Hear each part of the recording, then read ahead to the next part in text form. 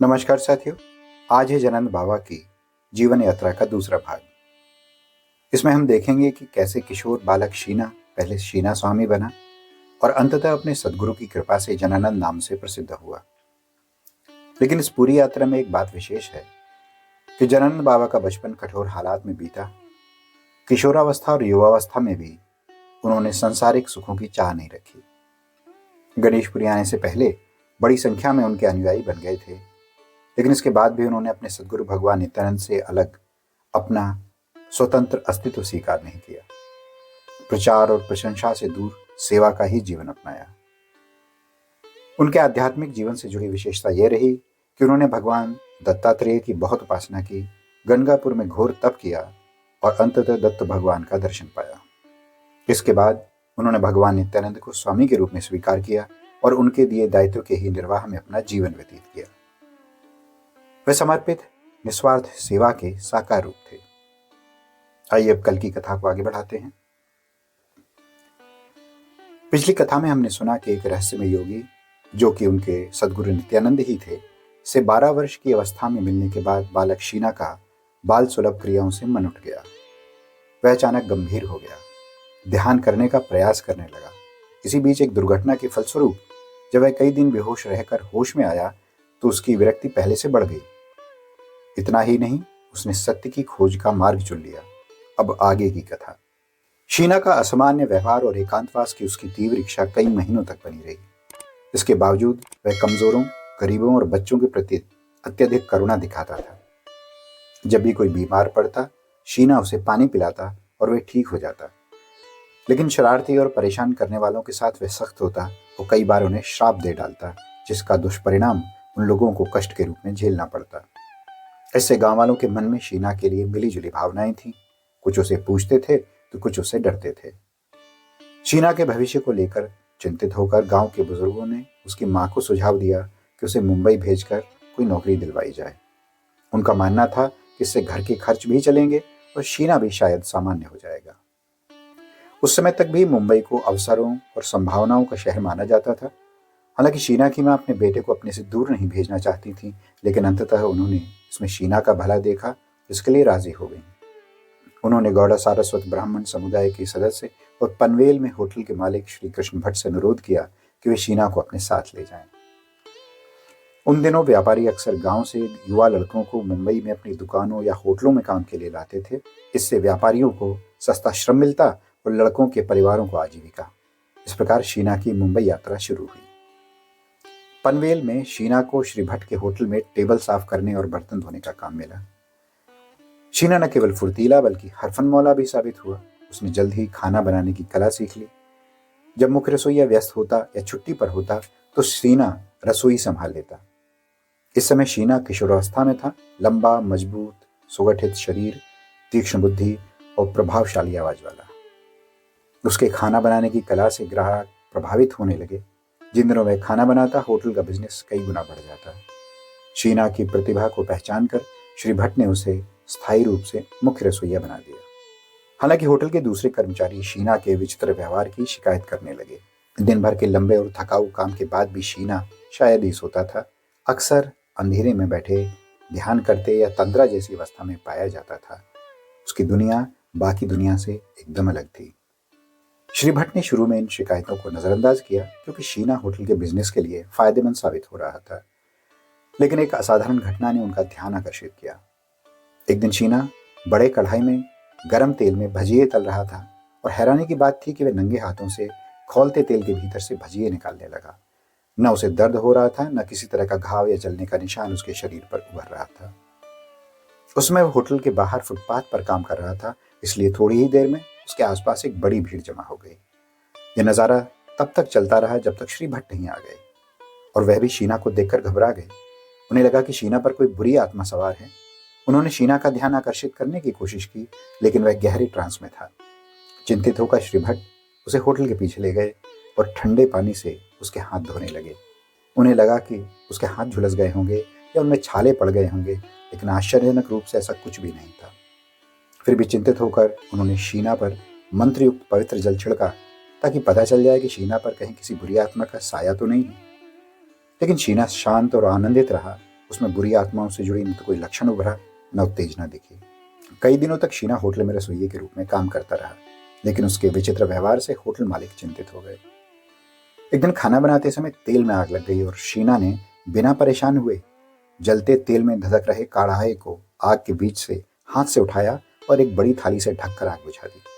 आग तो बुझ गई, लेकिन होटल मालिक डर गए और अपनी होटल की सुरक्षा को लेकर चिंतित हो गए।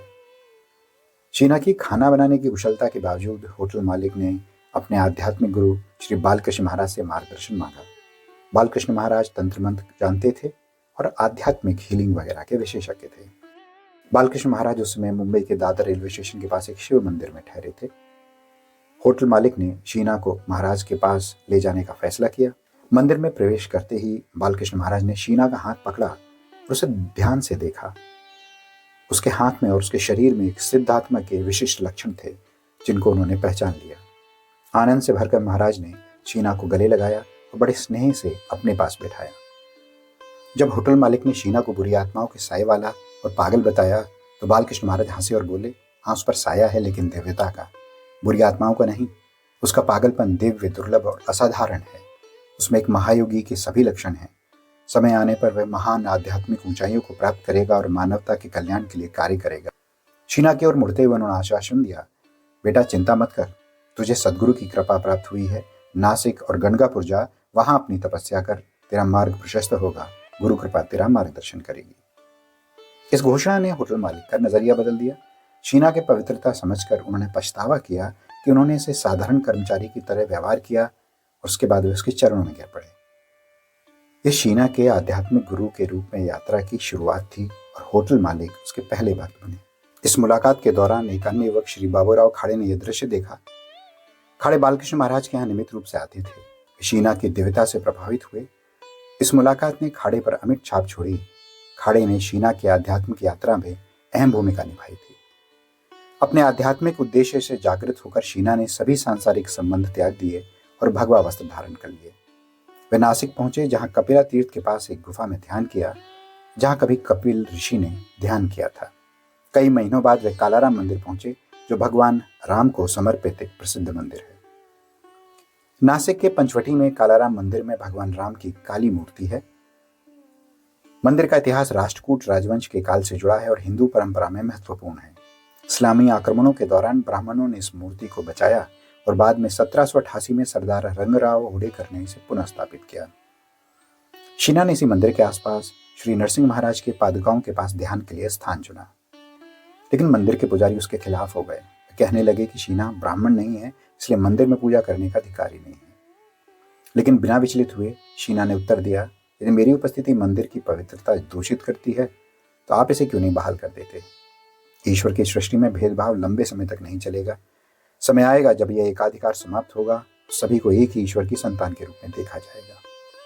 भविष्यवाणी सुनकर पुजारी क्रोधित हो गए और पुलिस में शिकायत की, लेकिन पुलिस इंस्पेक्टर स्वयं शीना के दैवी व्यवहार से प्रभावित हो गया और उसने शिकायत खारिज कर दी, उल्टे पुजारियों को ही फटकार लगाई। शीना की भविष्यवाणी सत्य हुई जब कालाराम मंदिर दलित आंदोलन का केंद्र बना। 2 मार्च 1930 को डॉक्टर BR अम्बेडकर ने दलितों के मंदिर प्रवेश के लिए प्रदर्शन किया। 1935 तक मंदिर सभी जातियों के लिए खोल दिया गया, जिससे रूढ़िवादियों का एकाधिकार हमेशा के लिए समाप्त हो गया। यह कथा शीना के सिद्धात्मा के रूप में यात्रा, सामाजिक सुधार में उनकी दूरदृष्टि, उनकी आध्यात्मिक विरासत की शुरुआत को दर्शाती है। शीना के स्वामी बनने की घटना भी अनोखी है। एक दिन तूफान से बचने के लिए शीना ने एक मंदिर में शरण ली। 8 अन्य यात्री भी मंदिर में छिपने के लिए आ रहे थे। शीना मंदिर के कोने में गहरे ध्यान में बैठ गए। जिस समय यात्री मंदिर में प्रवेश कर रहे थे, उसी समय तेज तूफान के दौरान बिजली, आकाशीय बिजली मंदिर में एक दरवाजे से घुसी और दूसरे से निकल गई। लेकिन इस बिजली की चपेट में आकर जो 8 यात्री मंदिर में प्रवेश कर रहे थे वो मारे गए। अगली सुबह मृत शरीरों और तूफान से हुए नुकसान को देखने के लिए बड़ी भीड़ इकट्ठी हुई। पुलिस भीड़ को हटाने आई तो देखा कोने में ध्यान में डूबे शीना बैठे हैं। पुलिस ने घटना की जानकारी के लिए शीना को जगाने की कोशिश करी। शीना समाधि से बाहर तो आ गए, लेकिन उन्हें उस रात की घटना की कोई जानकारी नहीं थी। पुलिस उन्हें गवाह बनाना चाहती थी, लेकिन वह तो पूरी तरह अनजान थे। उनकी इस स्थिति को देखकर भीड़ ने उन्हें दैवी शक्ति वाला साधु माना। भीड़ उनके चरणों में गिर गई और उन्हें शीना स्वामी कहने लगी, और इस प्रकार वह शीना से शीना स्वामी बन गए। उनके चारों ओर भीड़ जमा हो गई, मान सम्मान मिलने लगा और स्थानीय लोग उनकी कृपा पाने के लिए आने लगे। गणगापुर दत्तात्रेय के अवतार श्री नरसिंह सरस्वती से जुड़ा स्थान है। यहाँ शीना, अमरजा और भीमा नदियों के संगम पर पहुंचे थे। यहाँ श्री नरसिंह सरस्वती की पादुकाएं हैं।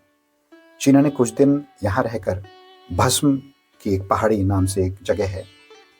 किंवदंती है कि जब श्री नरसिंह सरस्वती ने एक समय में विशाल यज्ञ किया तो उससे इतनी विशाल भस्म निकली कि एक पहाड़ी ही बन गई, तो इसको भस्म डोंगर भी कहा जाता है। इसी के पास एक हनुमान मंदिर है और शीना स्वामी ने यहाँ शरण ली और अपना गहन ध्यान जारी रखा। तीर्थयात्री उनकी दैवीय उपस्थिति से आकर्षित होते और उनके लिए दूध, फल, भोजन इत्यादि चढ़ावा चढ़ाते रहते और इस प्रकार दैवी कृपा से उनकी देखभाल होती रही। शीना इस सबसे परे ध्यान में डूबे रहते, दिनों तक अपने ध्यान में मग्न रहते। शीना ने हनुमान मंदिर में कुछ वर्ष बिताए और वो एक प्राचीन ऋषि जैसे दिखने लगे। स्थिति ये हुई कि गंगापुर आने वाला तीर्थयात्री, उसकी मंशा रहती थी कि जब तक उनके दर्शन न हो जाएं तब तक वो यात्रा को पूरा न समझे। लोग अपनी समस्याओं के समाधान के लिए आने लगे। गंगापुर वैसे भी आत्माओं से मुक्ति के लिए प्रसिद्ध है। आम जनता अपने संबंधियों को, जिन्हें भूत प्रेत बाधा या मानसिक रोगी माना जाता था, उन्हें शीना स्वामी के पास लाती थी। शीना स्वामी की उपस्थिति से तुरंत राहत मिल जाती और व्यक्ति निरोग हो जाता। इसलिए हमेशा उनके आसपास भीड़ बनी रहती और उनके कुछ नियमित भक्त बन गए। आज भी नासिक के भक्त स्वामी जी की पुण्यतिथि पर काननगढ़ आते हैं।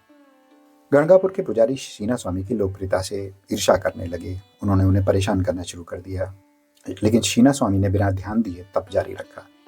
भक्तों की भीड़ बढ़ती गई। अब वे आध्यात्मिक रूप से इतने उन्नत हो गए थे कि उनकी उपस्थिति मात्र से भक्तों को विभिन्न समस्याओं से तुरंत राहत मिल जाती थी। एक तरफ भक्त थे और दूसरी तरफ स्थानीय पुजारी, जो हर संभव तरीके से उनका विरोध करते थे। बारिश के समय में शीना नदी तट पर चले जाते थे, जहां भक्त उनके लिए एक छोटी सी कुटिया बना देते थे। हुआ यह है कि एक दिन गोलब बाबा नामक एक साधु गड़गापुर आया। स्थानीय पुजारियों के उकसावे पर उसने शीना की अनुपस्थिति में कुटिया पर कब्जा कर लिया। शीना जब लौट कर आए तो गोलब बाबा अपने अनुयायियों समेत वहां डटा हुआ था और हटने को राजी नहीं था। उन लोगों ने खूब हंगामा किया तो युवा शीना चुपचाप रुद्रकुंड पर जाकर पद्मासन में बैठ गए। क्रोध में शीना स्वामी रुद्र जैसे लगने लगे। कुछ ही मिनटों में कुटिया में आग लग गई और गोलब बाबा मुश्किल से जान बचाकर भागे। उन्होंने अपनी भूल स्वीकार की और शीना स्वामी के चरणों में समर्पित हो गए। इस घटना की खबर चारों तरफ फैली। तब से इनकी लोकप्रियता इतनी बढ़ी कि स्थानीय पुजारी भी उनके भक्त बन गए। दत्तात्रेय उपाध्याय परिवार नियमित रूप से उन्हें अपने घर बुलाता था। हर गुरुवार शाम शीना स्वामी उनके घर जाते और भिक्षा में चाय मांगते। श्री उपाध्याय चाय देते, जो स्वामी जी अपनी हथेली में डलवा कर पीते। वे कभी कप या ग्लास का इस्तेमाल नहीं करते थे। श्री गोपाल कृष्ण शिनॉय लिखते हैं कि आज गुरुनाथ दत्तात्रेय उपाध्याय उसी पैतृक घर में रहते हैं, नदियों के संगम पर पादुका मंदिर के पास है। तीर्थयात्री वर्षों से राख अपने साथ लेते गए तो वो भस्म पहाड़ी थी, वो लगभग समतल हो चुकी है। हनुमान मूर्ति अभी भी वही है। अमरजा और भीमा का संगम दत्तात्रेय और श्री नरसिंह सरस्वती को समर्पित प्रसिद्ध तीर्थ है। श्री नरसिंह सरस्वती की पादुका मंदिर का नवीनीकरण हो चुका है और अब विशाल मंदिर बन चुका है। शीना स्वामी ने रुद्रकुंड में कई महीने निवास किया था और गहन ध्यान किया था। यहीं उन्हें भगवान दत्तात्रेय के दर्शन हुए और आशीर्वाद मिला। इसी समय उन्हें आंतरिक रूप से भगवान नित्यानंद से भी जुड़ाव महसूस हुआ। ये वही साधु थे जिनसे बचपन में हेजामाड़ी में गेंद लाते समय उनकी मुलाकात हुई थी। शीना स्वामी अब भगवान नित्यानंद के पास पहुंचे और यहीं पर उनका नाम स्वामी जनानंद पड़ा। 1932 में भगवान ने स्वामी जनानंद को 4 महीने के कठोर तप के लिए हिमालय भेजा। वे पैदल मानसरोवर और कैलाश की यात्रा से लौटे। इस कठिन यात्रा के बाद सीधे गणेशपुरी गए और अपने सदगुरु भगवान नित्यानंद के दर्शन किए। पिछली कड़ी में हमने इसी घटना का उल्लेख किया था। अगली कड़ी में चर्चा स्वयं जनानंद बाबा की महासमाधि की और उससे पहले उनके दिए हुए विशेष निर्देश की। साथियों, तो ये थी आज की प्रस्तुति। आशा है कि आपको अच्छी लगी होगी। ऐसा है तो वीडियो को लाइक करें, शेयर करें, नए हो तो चैनल को सब्सक्राइब कर लें, नोटिफिकेशन ऑन कर लें। जल्द मिलेंगे अगली कड़ी के साथ। तब तक जय नित्यानंद आए।